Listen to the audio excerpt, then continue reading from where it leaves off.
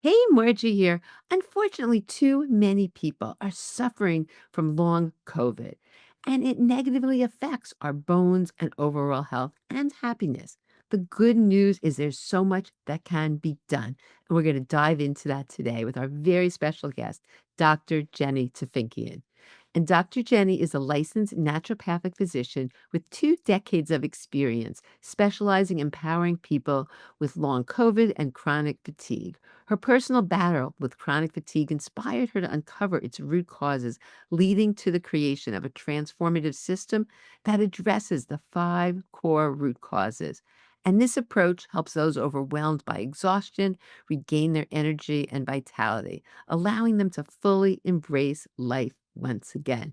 So she's going to talk about how she combines her functional medicine approach and subconscious work and what has been successful. So this is full of lots of great information. Stay tuned. Welcome, Dr. Jenny. I'm so happy to have you here on the podcast. This is a really important topic because too many people are suffering and there are things that can be done. So that's why I'm so glad you're joining me here today. So thanks for being here. Thank you so much for having me. I'm really excited about our conversation today. So I always love to hear the backstory. Here you're a naturopath, and how did you get into working with long COVID and all the different conditions that you do work with? So you want to just share a little bit about that first? Sure, absolutely. I mean, like so many people, the condition really chose me. And I believe that I probably had chronic fatigue, myalgic encephalitis when I was even as young as a kid. But what really happened is second year of medical school, you pass those clinical boards and you just think, wow, I'm really learning how to become a doctor now. My son had finally slept through the night and he was about 4 years old. And I decided it was time to have a second child, and ended up having a series of miscarriages. And one of those miscarriages was at 17 weeks, and I hemorrhaged and passed out and had to be rushed to the hospital.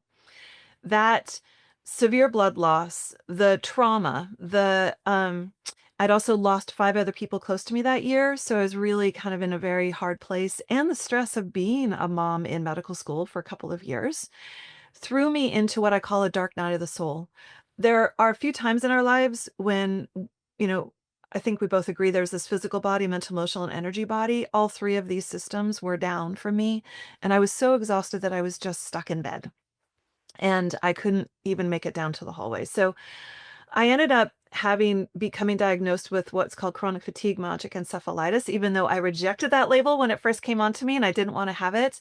But I ended up spending I spent months in bed with IVs in my arm. People were afraid I was going to die and I couldn't make it, to the bathroom by myself, and I was suicidal. Had severe anxiety. And here I'm somebody that hitchhiked by myself when I was a teenager. I mean, anxiety was not my middle name. But it was all of these things that just triggered something in my body that threw me into this deep state. I ended up getting some amazing subconscious work done, which really helped me get from what I say the bed to the couch. But after I had that subconscious work, I was no longer in the depression or the severe anxiety, yet I still had this lingering fatigue, and that's when I got diagnosed with myalgic encephalitis chronic fatigue syndrome. And I had to take a year out of medical school. Once I went back to medical school, I got well enough to get back to medical school. I kept doing everything I knew how to do to get myself better.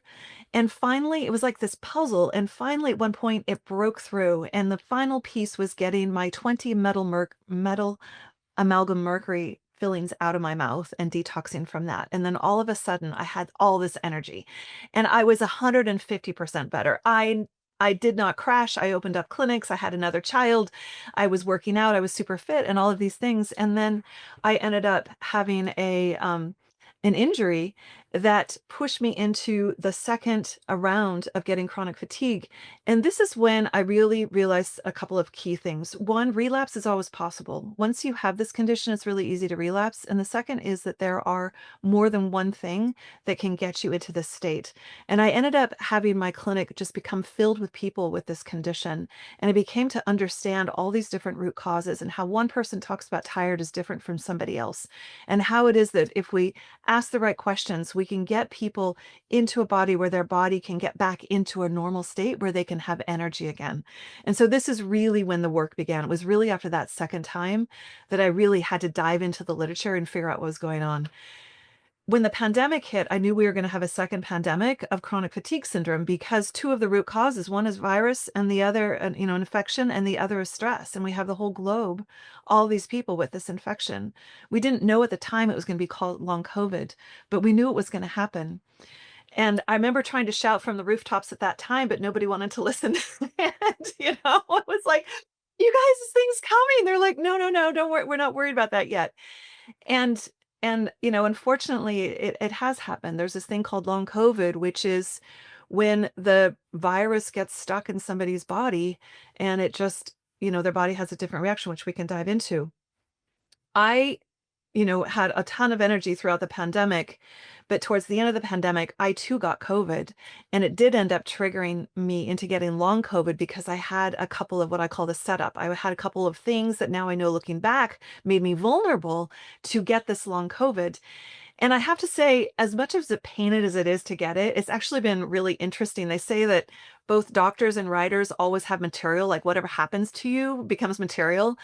And I have to say, it has allowed me to be there and understand the nuances between the long COVID and the chronic fatigue, where it's the same, where it's a difference, and be able to guide more people through this because it's incredible how many people have long COVID right now. It's just the numbers are phenomenal and continue to grow, which is kind of the scary piece of it. So my journey has been one that has chosen me, and I'm very grateful to be as well and functioning as I am now. I feel like I am close to being 100% resolved from it, but not quite, and I'm not stopping until I am. Wow. Well, I can't wait to get into all these things because there are too many people that are still suffering, and I know there's more that can be done than is out there currently. Yeah. So we're gonna get into all that. But in terms of let's just bring it back to the bones for a minute. So how does this long COVID, how is this how have you seen that it impacts bone health? Has a huge impact on bones potentially for a number of different ways. So, number one, you have people who all of a sudden are inactive, right? And we know that the number one thing for bone health is that pressure, that resistance. I mean, you're the expert in this. It's like that pressure and resistance is so important. And to not be able to exercise anymore is really challenging for the bones, especially for those of us who are postmenopausal and get hit with this. This is a real problem. The other is that it's the long COVID state is a hyper-inflammatory state. Your immune system is either overreacting or underreacting or both. And this is we can do different testing to be able to figure out what's going on with your immune system. But if you are in a high inflammatory state, then we're breaking down bone. And so this is an increased risk to make your osteoporosis worse or to get it started. There are different infections can actually trigger some osteoporosis in some people. The other thing is that a huge amount of people with long COVID also have gastrointestinal symptoms. That spike protein absolutely loved to land in the gut and has wreaked havoc there. So a lot of people with acute COVID would get diarrhea, nausea, just kind of feel like, ugh, just inflamed in their gut. And many people with long COVID have this reservoir of infections still in their gut that's still causing this chronic inflammatory cycle in their intestines and leads to inflammation, leaky gut, dysbiosis, all of those things, which then disallows the body to be able to break down the nutrients, to absorb the nutrients it needs to build the bone. There are there's sort of a vicious cycle piece in here too, which is as we age, we normally break down some bone. And as we age, that bone breaks down, and not just does the calcium come out, but also any kind of toxins that the body's been hiding inside the bone also comes out. The body always wants to protect you. Even having a reaction to a cold is your body trying to protect you. Like it's always trying to make you safe. And when we have toxins that come into our bodies, the body puts them in places where it won't hurt you. They're trying to keep it away from your brain and from your heart and things like that. So they stick it in your fat, but they also it also gets stuck in your bones. So all those mercury amalgams I had, my body had been putting mercury into my bone to store it away. I was born before 1979 when all of the cars had leaded gas. So there's all this lead in the air that also went into my bone. So as I age and start breaking down bone, as you age, as you start breaking down bone, you're also releasing those heavy metals. Some people who have long COVID, chronic fatigue, myalgic encephalitis, any of those things, heavy metals are one of the things that's gumming up their mitochondria and making it so they don't have as much energy to be produced. And that's a direct kind of relationship going the other way with osteoporosis. Oh, well, I have a question. Why do you call it you have a much longer name than just chronic fatigue? Do you want to explain the name that Sure. you Yeah. What is that name? I know all the people who someone listening stop like, using "What that is name. that?" Nobody knows what it is. So part of the reason I'm using this really long name, myalgic encephalomyelitis is the full official name, is because that's the word that everybody else in the world has been using for chronic fatigue syndrome for decades.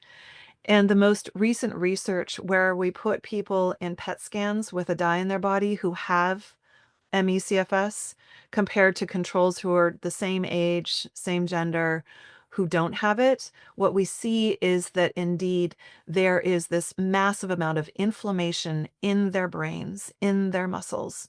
So all of these years we've been told there's not a test to prove that you have this, but now we do in research it's being used to prove that there is something going physiologically with people who are struggling with this condition. And indeed, the word myalgic encephalomyelitis is indeed, um, it is inflammation of the brain and the body. That's what that term means. And we still use chronic fatigue syndrome because that's what people think of it. But chronic fatigue syndrome is a terrible name for a condition that is as complex as this is because I always say, you say I have chronic fatigue syndrome and somebody goes, "Oh yeah, I'm tired too." But, you don't get lasagna. Like nobody offers to drive your kids to school. It's like it doesn't sound that serious. Like everybody's tired. But if you say I have myalgic encephalomyelitis, it's like, "Oh my gosh, like can we do a food train for you?" Like that sounds really serious. That's like the insider joke. Wow, so that's very interesting. So you never use chronic fatigue. It's not like there's the long name and there's chronic fatigue. That's just in lieu of because that's what it really is. Is that did I That's what it really is, and there was a big conference with the NIH, they do, every 4 years, they have a big conference in Baltimore around all the people that got government funding for research on this condition, and every 4 years, they come and talk and present on what they found. And there was a real ask on that stage the last time they met, which was 2 years ago, an ask on that stage for all practitioners who are talking about this condition to begin to really help switch it over so that we can get rid of it. So we're in a phasing out of the chronic fatigue syndrome and an opening up of the myalgic encephalomyelitis. It's called ME for an abbreviation. okay, that's so much easier. Wow. ME. Yeah. Yeah. Yeah. But you're right about that because, oh, yeah, everybody has chronic fatigue, no big deal. But so are you recommending or is it not available yet? If people do people get that diagnosis then? Is there something that like what do you do with your patients? Do you have them do something to be diagnosed or you just know from, what do you recommend for the diagnosis? In terms of diagnosing it, so there is not a test for it, which is part of the problem of this condition not getting enough attention because it doesn't fit into the conventional medical model, which I think there's a place for all kinds of medicine, and I'm a huge fan of utilizing all the medicine. We're very blessed to have so many different types of medicine available to us. Yet that conventional model is really based on there being a test to diagnose you and then a treatment where we can see if your body's responding and we can retest you to see if you're better or not. That doesn't exist for this condition. It doesn't exist for long COVID. It doesn't exist for myalgic encephalitis or chronic fatigue syndrome. And so this puts doctors in this place where they have to kind of figure it out if you have it. And there's a set of criteria where you need to fit into like 5 of the 7 pieces of criteria. I'm smiling because even that's not consistent. There are like 3 or 4 different types of criteria. They vary. There's one in Canada, there's the US, it changes every couple years in terms of what they consider it, which then also messes up the research because then you read a research paper and they're like, well, because some people use Fuduco and other people use this, we can't really do a great meta-analysis because they're using different statistics. So you can kind of begin to see how it becomes a little bit of it's messy. And most doctors are like, I don't have, the insurance company doesn't pay me more than 7 minutes to be here with you. There's not enough time to unwind this mess. So a lot of people get undiagnosed. They are missed. They are missed. The diagnosis is missed. You walk in, you say, I'm tired. I don't feel like I have as much energy as I used to. I work out and I'm exhausted afterwards. After dinner, I don't feel like doing anything except watching TV. You find yourself saying no to social events on Friday nights, on weekends. You start, resenting the fact that you've got a baby shower to go to and something else. These are all signs that you don't have a normal amount of energy, and there's a reason why. You go to your doctor and they say, it's your age, you just had a kid, everybody's tired. That's it's in my experience, it's often BS. It's often that there's something underlying that needs to be looked at. So, I always say nobody knows your body better than you do. So if you're questioning your energy levels, there's something there for you to investigate and figure out what's going on. Love that. All right, so basically that we're gonna talk about long COVID, but what you're saying is a lot of what applies to long COVID also applies for the ME, is that correct? 100%, 100%. Yes. Okay, so I know you have 5 root causes that you always talk about. You wanna share? Is that important that people need to know about that when they're dealing with long COVID? Yeah, let me back up and talk a little bit more about long COVID just because I think it's an interesting thing to discuss just as its own, and then we can dive into kind of what Mhm, are some please. triggers that lead people to that place. Because long COVID, this is so relatively new that there are many of us out there still trying to figure out exactly what's going on. And what has been fascinating has been talking to a whole bunch of experts when I'm in conversation with, researchers and with practitioners who are all on the front lines like I am treating these people with this condition, is that there has become more and more consensus around what it is that's going on with people with this condition. I'll go into the root causes that can trigger what's happening, but really what's happening is that you have a couple of different things with long COVID in particular. One, a number of people have some sort of clotting issue going on with long COVID, and that may or may not happen with people with ME/CFS. It depends on what their triggers are. There are some other infections that do cause abnormal clotting, like Lyme disease and things like that, but people have these microclots which can get in and block different those. We have tiny, tiny little capillaries in our body, and they're only wide enough to fit one red blood cell through there. But those get blocked, and so you have not enough oxygen in certain parts of your tissue, particularly the brain. So that's one thing that happens with, if not all, a lot of people who have long COVID. So that's one piece. But one of the things we're really seeing is that there's this broken immune system in people with long COVID where their system is broken is too strong of a word. It's dysregulated. They're overreacting or underreacting to the virus. And then the other thing that we're seeing is this chronic inflammatory cycle, and particularly in the brain, and that's the piece where it's most concerning.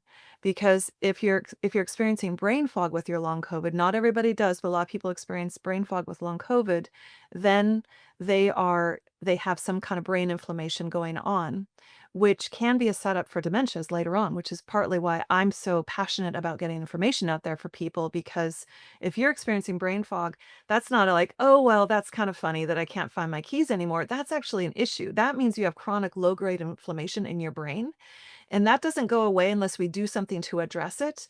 And long COVID is one of the things that can really flame up that fire smoldering in your brain, and it can lead to further things down the line. So that's kind of another piece out there that's going on with the long COVID piece.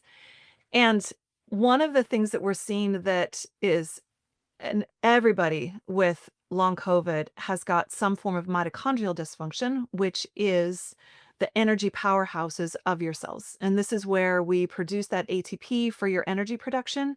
And this is just why you get tired, or why, if you do more, one of the hallmarks of chronic fatigue, of mild ME and long COVID, is you get something called post-exertional malaise. Whereas if you do more than you usually do for a day, you pay for it. And you may not pay for it right away. There may be a delay. You may have to pay for it the next day or a couple of days later. So for instance, if you can usually do a 3-mile walk, but then you go on a 5-mile hike and all of a sudden 2 days later you are on the couch, that's post-exertional malaise.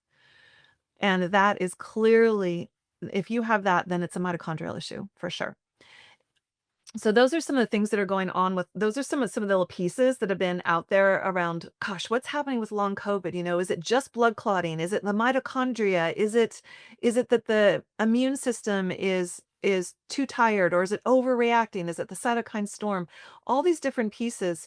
And I would say that it's individualized. Not everybody with long COVID has the exact same thing going on in their body. And so anyone who is getting help for this condition needs to work with somebody who's willing to ask the questions to find out, why do you have long COVID? Why did this stay in your body? Why did your body not clear this infection? Where is it stuck? How is it stuck? And what do you need to do to move it out? Hey, Margie here. High quality supplements are a big part of a comprehensive osteoporosis program. To help you, I offer a significant discount every day in my supplement store through FullScript. FullScript has the most extensive catalog of professional grade supplements and wellness products I've ever found. So all you need to do is go to tinyurl.com.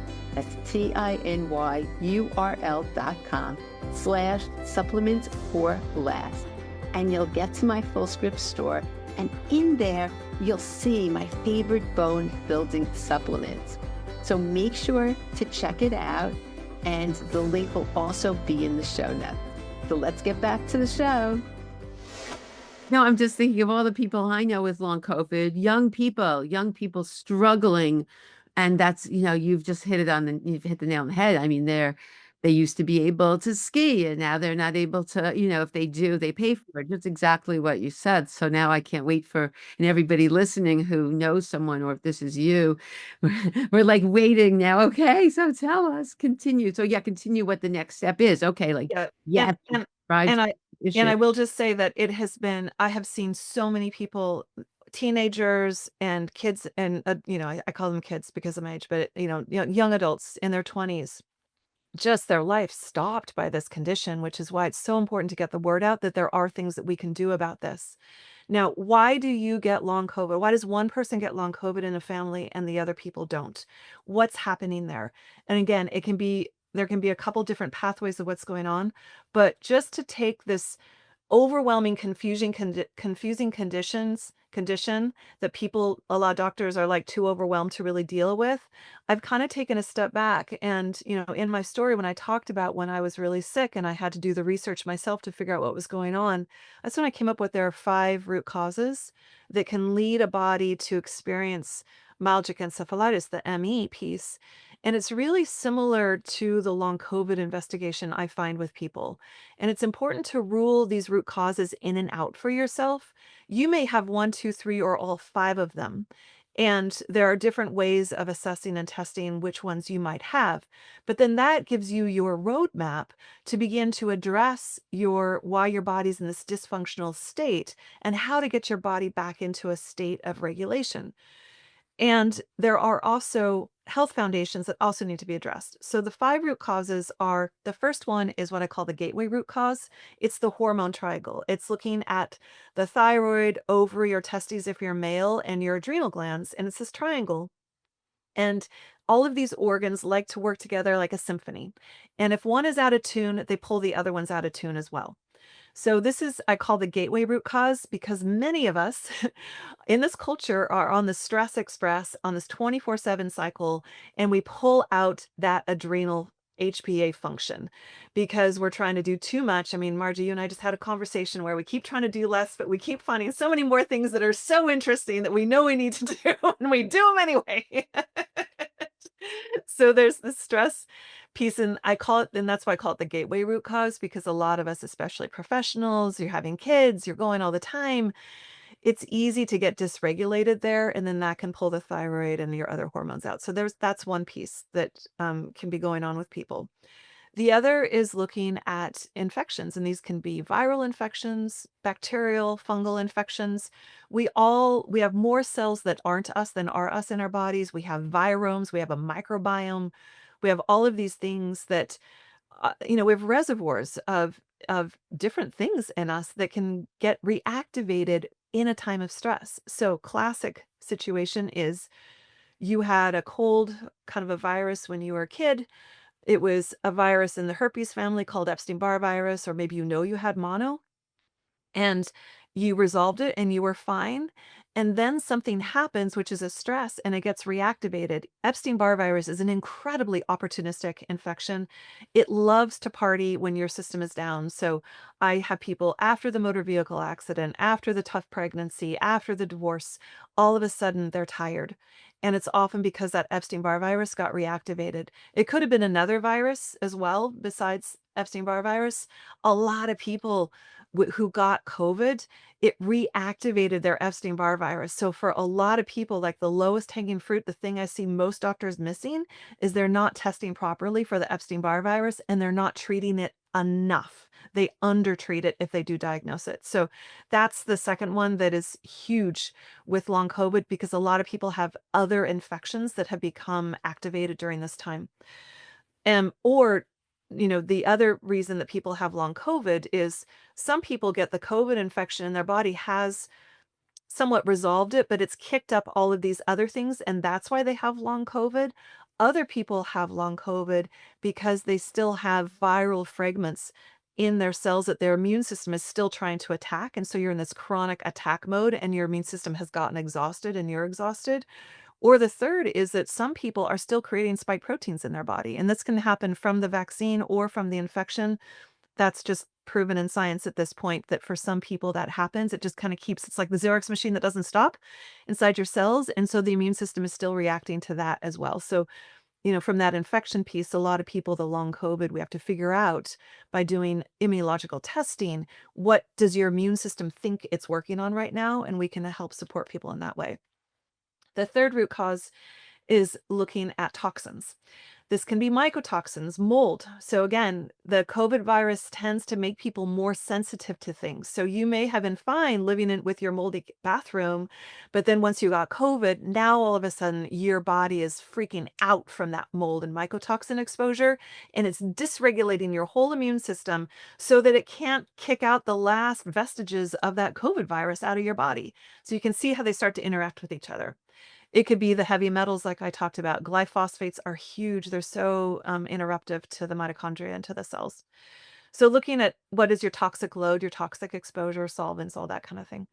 And then looking at mitochondrial function. Now, I mentioned mitochondria is one of the things that's happening in long COVID. And I do think there's something about that COVID virus that really went after the mitochondria in a way that I have not seen with other infectious agents. And I would say that in my work, not everybody who has myalgic encephalitis, chronic fatigue, had severe mitochondrial dysfunction. They have some level of it, but not severe.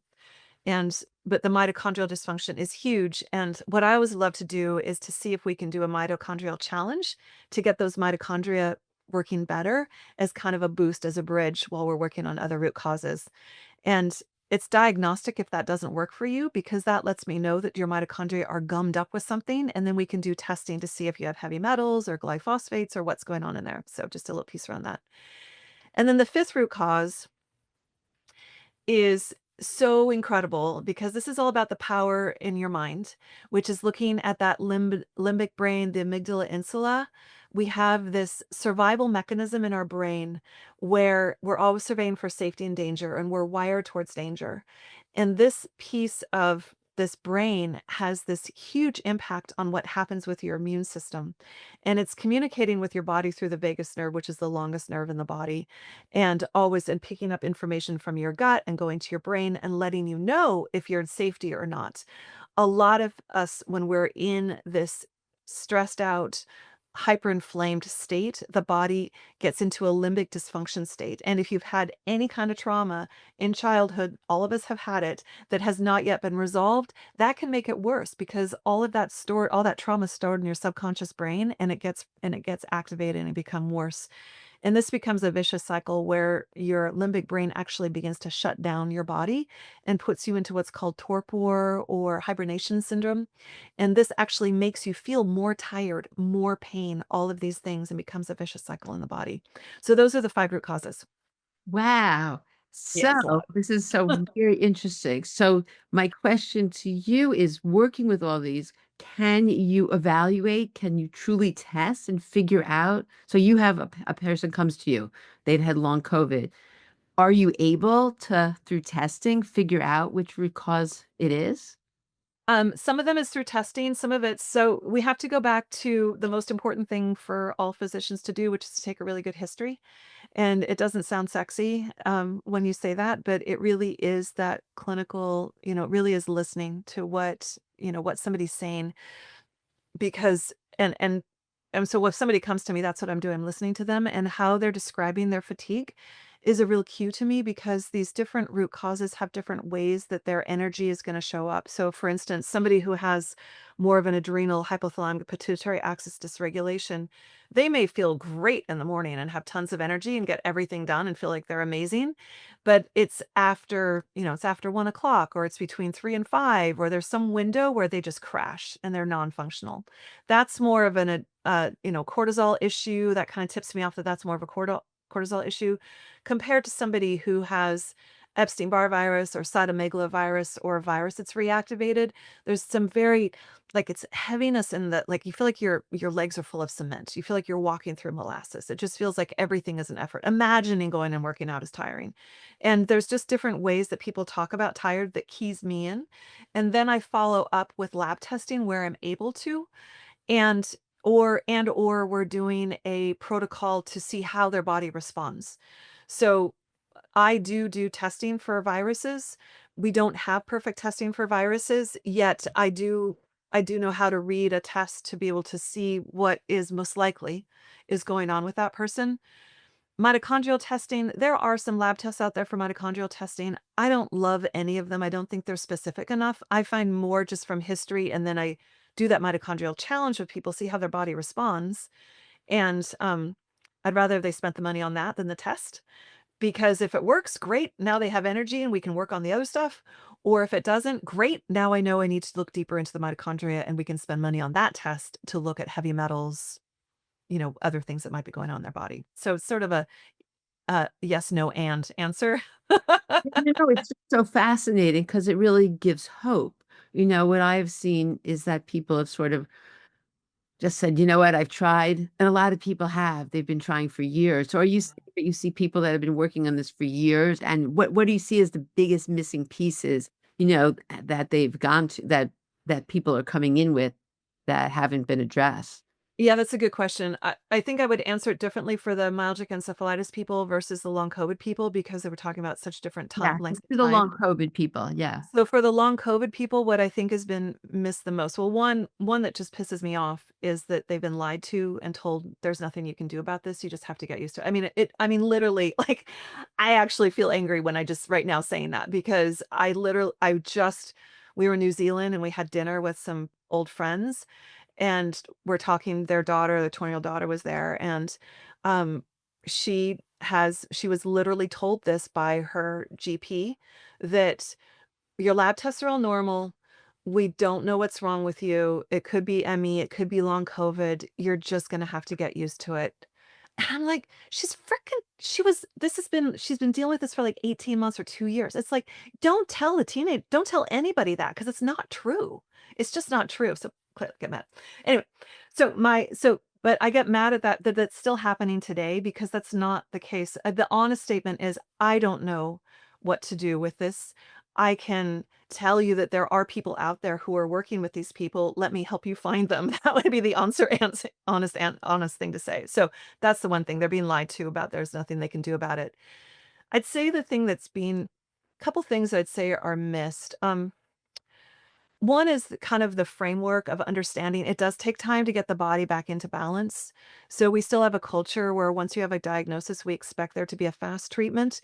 And this isn't fast. It takes weeks or months or years to get your body back into normal, depending on how dysregulated it is and how many root causes you have and what was your setup to begin with. Like, did you come into this with massive dysbiosis and an undiagnosis, gluten sensitivity that's been wreaking havoc in your gut for a while? It's gonna take longer, right? I mean, there's just certain things. The piece that I'm seeing missing is the pieces I would say is that is looking for chronic reactivation of viruses. I think that's missed over and over. I think understanding that if we actually look at what's happening with with the lymphocytes, if we actually do testing and look at the immune system, we can get a really good picture of whether that immune system is overreacting or underreacting. These are conventional tests. This is not something fancy. This is your doctor can order this, your doctor knows how to interpret it and see, well, do you have immune exhaustion? If so, then we need to do things to feed your T cells so that you can actually fight this thing off. Or is that not the problem? Are you overreacting? Did this activate an MCAS or high histamine response in you, a mast cell activation syndrome? Are you like in this hyper response? Well, that's a different treatment. So they're not thinking to that next level. They're not letting themselves think and go, okay, everyone's individual with long COVID. What's happening with this person in front of me that I need to look under the hood and figure out so that we can do specific treatments, just like what you talk about with osteoporosis, right? I mean, if you're breaking it down too fast or you're not building, like it's different treatments. It's the same thing. We need to get a little bit more granular with it. So I think people are missing that. And because the testing is not great for chronic infections, a lot of doctors either don't test because they say everybody had it at one point, it's just going to come up positive, or when they get the test back, they don't know how to interpret it properly, or they didn't order the right test in the first place, which sounds silly, but it's just one of those things that a lot of doctors just don't know about if they haven't really studied chronic infections and how they work in the body. So I really see those are probably the main things that I see missing. And then, kind of tied in with my first comment about they're getting lied to about there isn't anything you can do about this. There's so much you can do, and this whole, the whole mental, emotional energy piece around this is so important.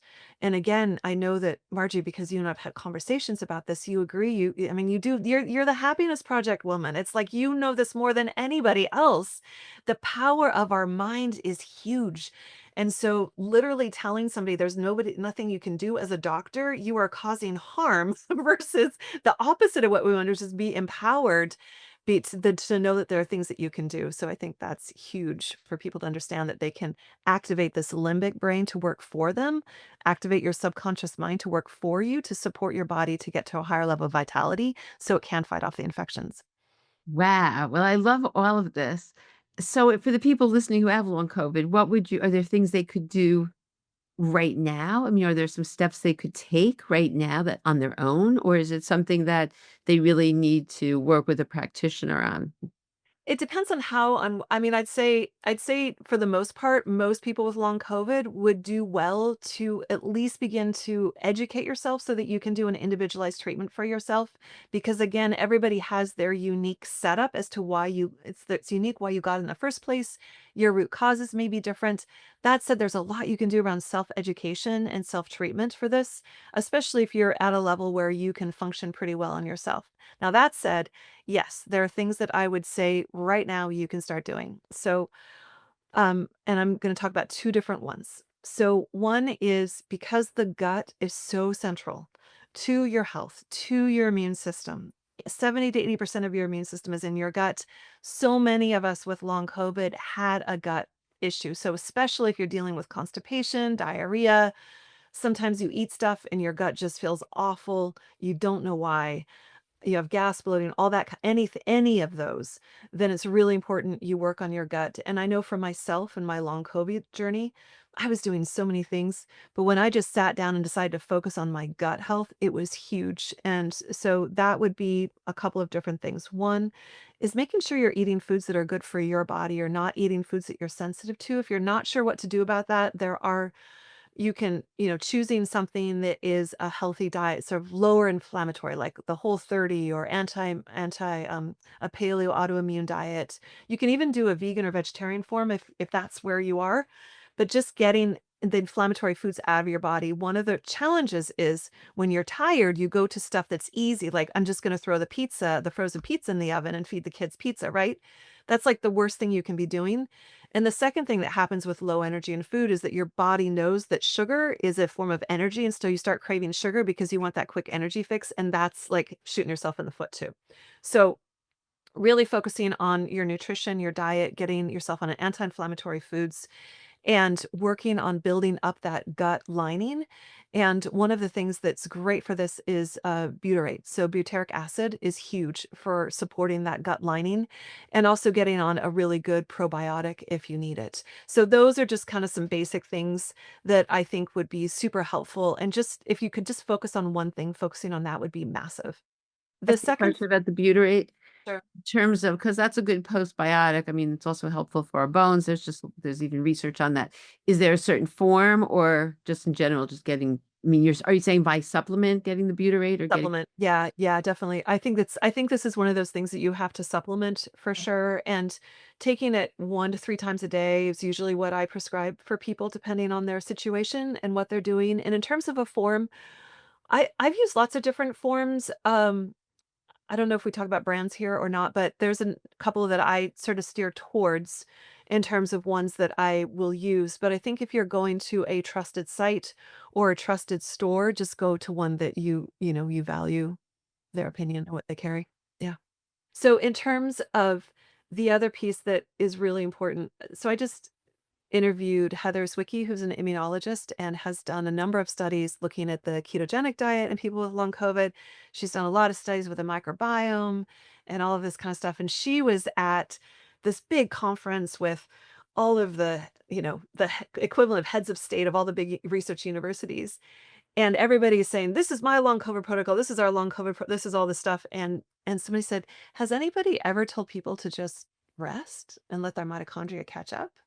And it was like, "No." And and I say this, there's a way of allowing yourself to rest so that you can start to regenerate and giving yourself permission. There's a starvation mindset that comes in when people have severe fatigue, where they're almost afraid to stop because they're afraid that if they stop, they're not gonna be able to get up again. And there's a fear of even allowing yourself to rest. And some people, and so beginning to establish a structure of a rest routine into your day can really help you recharge. When I was recovering from COVID, I found that doing 11-minute shavasanas throughout my day made a huge difference. So 11-minute shavasana is that yummy part of yoga where you get to lie on the mat afterwards and have your nap. That's in a shavasana. And setting your phone, I'm looking for my phone, it's not here.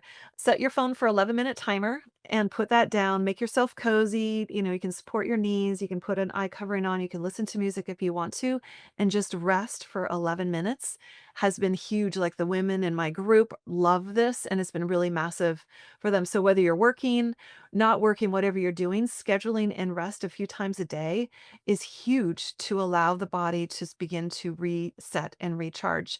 And allowing yourself the time and the permission to say no to things so that you can keep filling up your bank with energy, like spending, instead of spending everything you have, save 20% of your energy best you can. You're not going to get it perfect every time.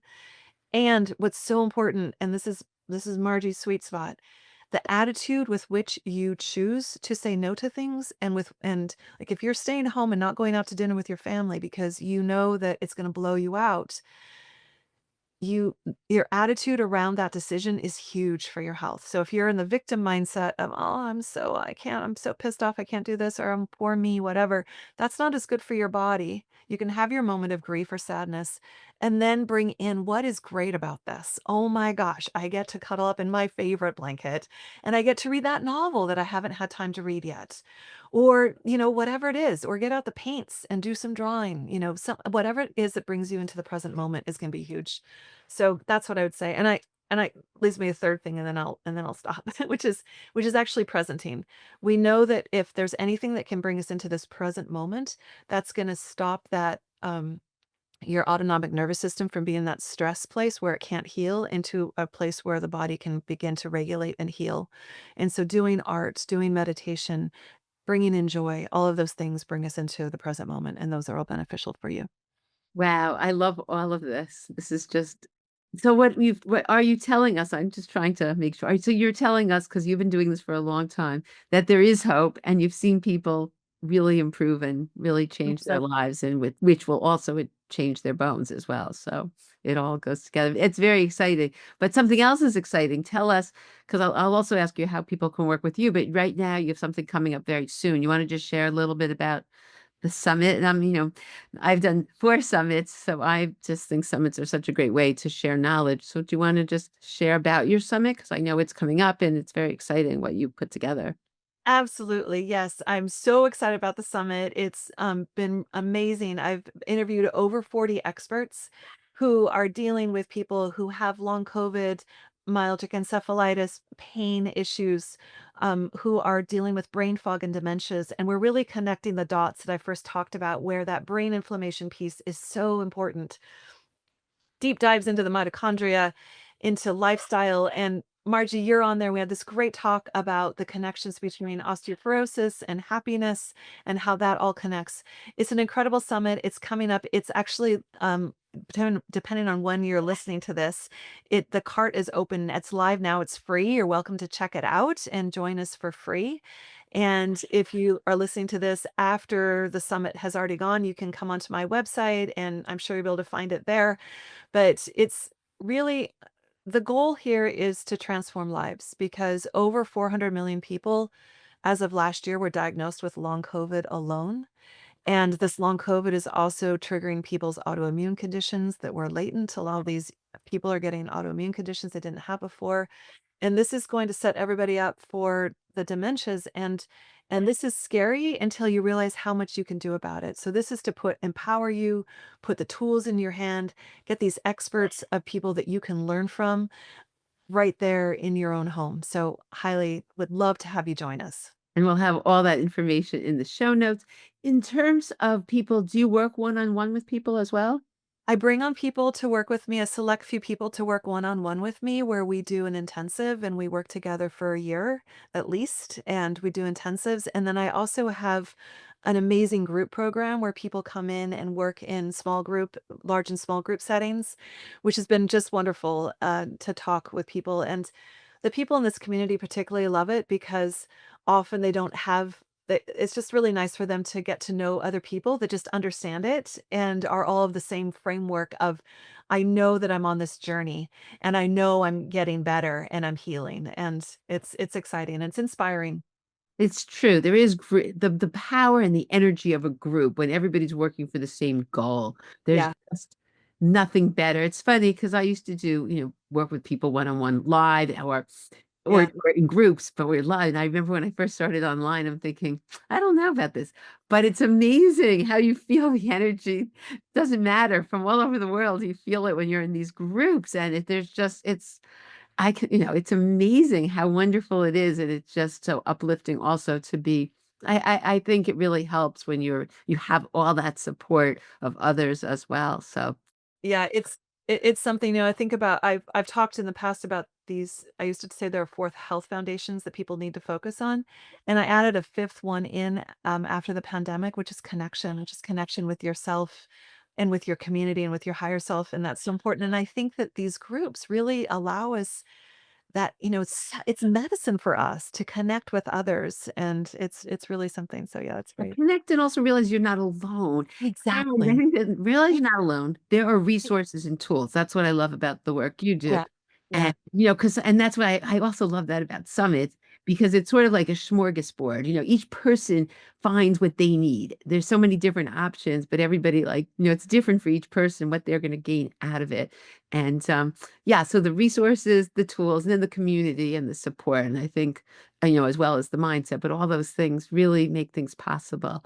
So I just love I love the hope because you don't hear that. And to me, it's just so sad when I hear a person whose life has just sort of stopped because of this. And that's why I'm excited that you were able to come on because it definitely affects your bones as well as your whole life. And yeah, I just hope I hope people hear this and know there's hope. And is there any last minute things you want to share before we end?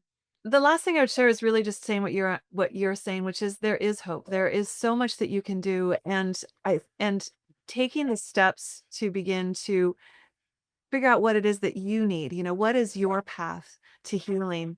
And the thing is that Just like you talk about your happiness lights up as contagious, this is contagious too. I really see that we all are in a place in the world right now where being our full light, being our full expression, having the energy to do whatever's that you're meant to be doing in the world right now is so important. Like we need you doing that.